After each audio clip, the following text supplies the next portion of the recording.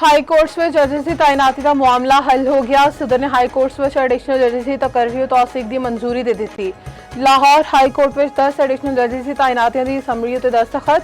इस्लामाबाद सिंध ते Balochistan high courts में 3 जजेस की तैनाती। पेशावर हाई कोर्ट में 4 एडिशनल जजेस की मुस्तकली की समरी ते भी दस्तखत।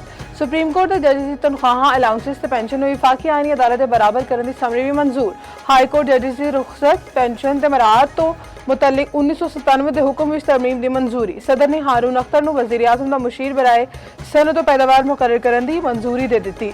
जजेस समरी के मामले के हल लिए वज़ीर आज़म ने मुशीर डॉक्टर सैयद तौकीर शाह ते स्पीकर कौमी असम्बली सरदार अयाज सादिक ने भी खुसूसी किरदार अदा किया।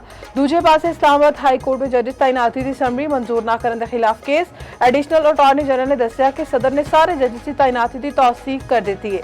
अदालत ने जजेस तैनाती तो मुतल्लिक वज़ारत कानून का नोटिफिकेशन तलब कर लिया।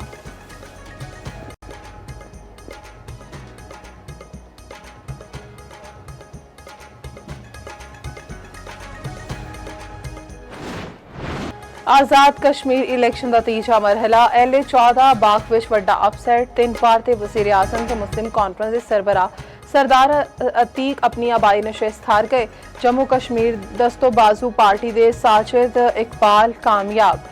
साजिद इकबाल ने 40,476 वोट हासिल किए। सरदार अतीक अहमद ने 19,234 वोट लए। LA 15 तो पीपल्स पार्टी के ज़ियाउल कमर कामयाब। मुस्लिम लीग नून दे मुश्ताक मिनहास शिकस्त। साबिक वज़ीर आज़म तनवीर इलियास बदतरीन शिकस्त, सिर्फ 1219 वोट ले सके। LA 16 विच मुस्लिम लीग नून दे सरदार मीर अकबर खान अगे कमरुज़्ज़मान खान पिछे। LA 17 तो पीपल्स पार्टी के मौजूदा वज़ीर आज़म फैसल मुमताज राठौर कामयाब। मुस्लिम लीग नून के चौधरी मोहसिन अजीज का नताइज तब्दील करने का इल्जाम। लीगी उम्मीदवार की दोबारा गिनती की दरखास्त मुस्तरद। मोहसिन अजीज ने कारकुनान के हमरा RO ऑफिस के सामने धरना दे दिता। आजाद कश्मीर इंतखाबात वड्डे बुरज उलट गए। 24 विचों 20 सियासी जमाता एक नशिस्त भी ना कट सकियां। PTI ने आजाद कश्मीर इलेक्शन का मुकम्मल बायकॉट किया है। IPP मुस्लिम कॉन्फ्रेंस के वड्डे बुरज उलट गए। जमात इस्लामी MKMV कोई सीट कड्ढन विच नाकाम। जम्मू कश्मीर पीपल्स पार्टी ते JUI दे हथ भी कुछ न आया। आजाद कश्मीर इंतखाबात दे 3 मराहल विच 38 नशिस्तां ते इंतखाबी अमल मुकम्मल। नून लीग विचों पीपल्स पार्टी 12 ते आवाम दस्तोबाजू पार्टी दी एक नशिस्त। LA 16 उत्ते नून लीग दे मीर अकबर नूं वाज़े बरतरी हासिल। 186 विचों 174 पोलिंग स्टेशन के नताइज मुकम्मल। 12 पोलिंग स्टेशन के नताइज ताखीर का शिकार। कराची के नौजवान मीर रजा कत्ल केस की तहकीकात जारी। नवी तहकीकाती टीम का मीर रजा के वालिदैन के हमरा जाए वकूआ का दौरा। लाश मिलन के थान का मुआयना। SSP अली रजा ने शवाहिद का जायजा लिया। लाश की निशानदेही करने वाले नर्सरी मुलाजिम यासिर तो सवालात तफसीलात हासिल की गई। लाश मिलन की जगह ते इतराफ की जगह का जायजा तस्वीर बनाई गई। दूजे पासे 6 सैंपल DNA टेस्ट लई जामे कराची की लैबोरेटरी नूं मौसूल। 4 डेड बॉडीज के सैंपल एक वालिद ते एक वालिदा का रेफरेंस सैंपल शामिल। जराए के मुताबिक DNA फॉरेंसिक का नतीजा छेती पुलिस के हवाले किए जाने का इम्कान।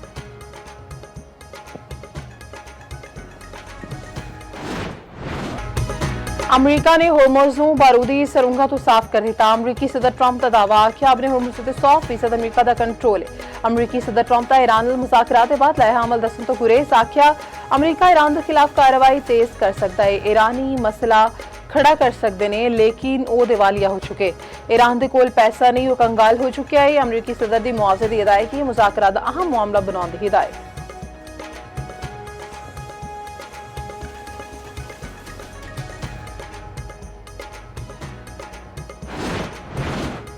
ईरानी फौज के पाकिस्तान इनकलाब विच वड्डियां तब्दीलियां। सुप्रीम लीडर मुश्तबा खामनाई ने 6 टॉप मिलिट्री कमांडर्स तैनात कर दिते। अहमद वहीदी पाकिस्तान इनकलाब के नवे सरबरा। मुस्तफा एजेदी नायब मुकर्रर। अली अब्दुल अलहई ईरान फौज के चीफ ऑफ स्टाफ मुकर्रर। ब्रिगेडियर जनरल क्योमरस हैदरी नायब होंगे ते हुसैन ताइब बसेज के सरबरा। अली तंगसेरी नूं पाकिस्तान बहरिया का कमांडर ला दिता गया। ईरानी सुप्रीम लीडर ने नवे तकर्रियां दे फरमान जारी कर दिते। वज़ीर ख़ारिजा इसहाक डार ते ईरानी हमनसब अब्बास रागची नाल राबता पाकिस्तान सऊदी अरब ते तुर्किया दिफाई मुआहदे दे अहम खदोखाल तो आगाह किया। वज़ीर ख़ारिजा इसहाक डार दा सऊदी हमनसब नाल भी राबता। इलाकाई सूरत हाल ते कसीरल जहती ताउन ते गलबात।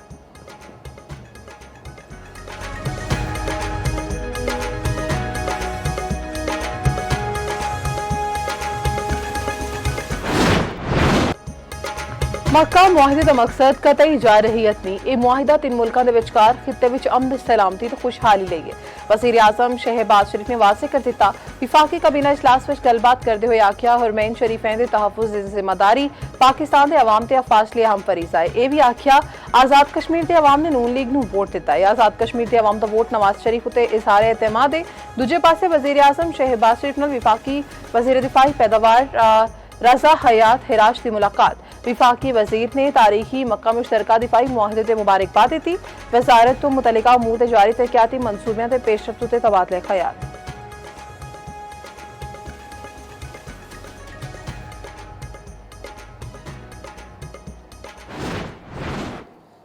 कि हुकूमत को टाइम दिया, नई सुबह बनते हैं, अवामी ताकत से जो गवर्नमेंट आई है तो हम कोई एतराज़ ही नहीं है। कौन कहता है कि एहतजाज की कॉल दी जाए तो हुकूमत पर प्रेशर नहीं होता? ये प्रेशर जो है 27 सितंबर तक इन पर बरकरार रहेगा। मैं किश्तियाँ जला कर ही निकला हूँ इस दफ़ा। ये एक ही वज़ीर आज़म है जिसने 5 बजट मुसलसल पेश किए, उसके बावजूद भी GDP का ये हाल है।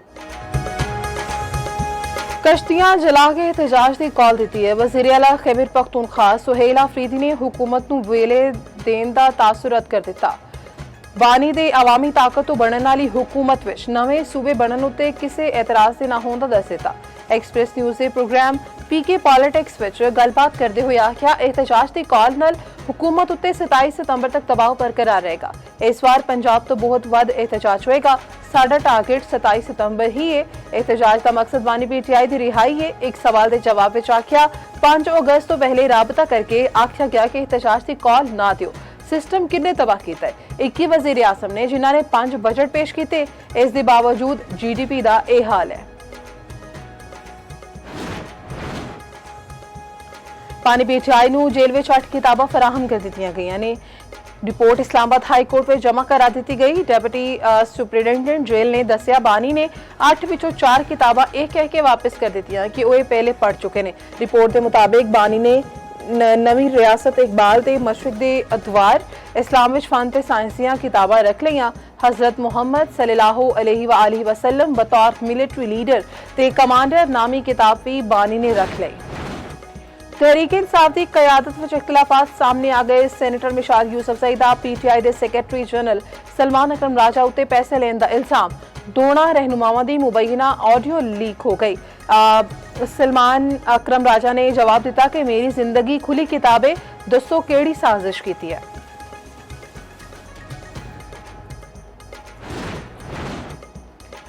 हुकूमत दा अज लई पेट्रोलियम मसनूआत की कीमत बरकरार रखने का फैसला। पेट्रोल की फी लीटर कीमत 327 रुपए 62 पैसे रहेगी। फी लीटर डीजल 380 रुपए 86 पैसे उत्ते बरकरार।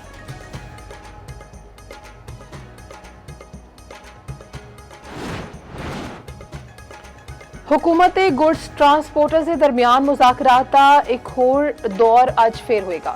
गुड्स ट्रांसपोर्टर्स इस्लामाबाद में वजीर मवासिलात ते वजीर पेट्रोलियम नाल मुलाकात करेंगे। गुड्स ट्रांसपोर्टर्स से हुकूमत के मुज़ाकरात के पहले 3 राउंड नाकाम। सदर all Pakistan goods transport owner association के सदर चौधरी अवैस का कहना है कि जदों तक साढ़े मुतालिबात तस्लीम नहीं होंगे, एहतजाज खत्म नहीं होएगा। मुल्क भर में गुड्स ट्रांसपोर्ट की हड़ताल का अज चौथा रोज़ है।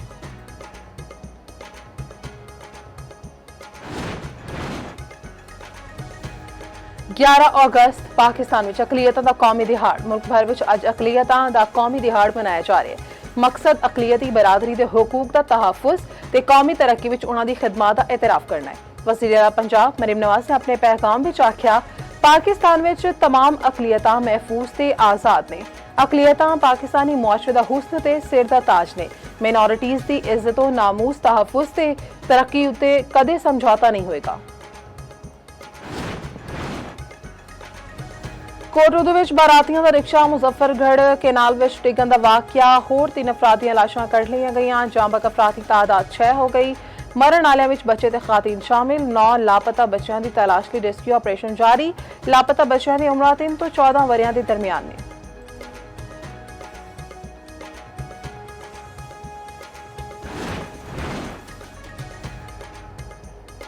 कोलंबिया में 7.4 शिद्दत का सिलसिला। कई इमारतां डिग गईयां। हलाकतां की तादाद 111 हो गई। सैकड़ा जख्मी, मुतादिद लापता। 6 에ਅਰਪੋਰਟਸ ਨੂੰ ਨੁਕਸਾਨ ਪਹੁੰਚਿਆ। ਫਲਾਈਟ ਆਪਰੇਸ਼ਨ ਮੁਅੱਤਲ। ਵੱਡੀ ਤਾਦਾਦ ਵਿੱਚ ਲੋਕਾਂ ਦੇ ਮਲਬੇ ਤਲੇ ਦਬੇ ਹੋਣ ਦਾ ਖਦਸ਼ਾ। ਇਮਦਾਦੀ ਕਾਰਵਾਈਆਂ ਜਾਰੀ। ਜਸ਼ਨ ਆਜ਼ਾਦੀ ਤਿਆਰੀਆਂ ਜ਼ੋਰੋ ਸ਼ੋਰ ਨਾਲ ਜਾਰੀ ਨੇ। ਮਰੀ ਵਿੱਚ ਹੋਏ ਜਸ਼ਨ ਆਜ਼ਾਦੀ ਦੇ ਮੌਕੇ ਉੱਤੇ ਦਫਾ 144 ਨਾਫਿਜ਼। 16 ਅਗਸਤ ਤੱਕ ਮਾਲ ਰੋਡ GPO ਚੌਕ ਵਿੱਚ ਸਯਾਹਾਂ ਦੇ ਦਾਖਲੇ ਤੇ ਪਾਬੰਦੀ।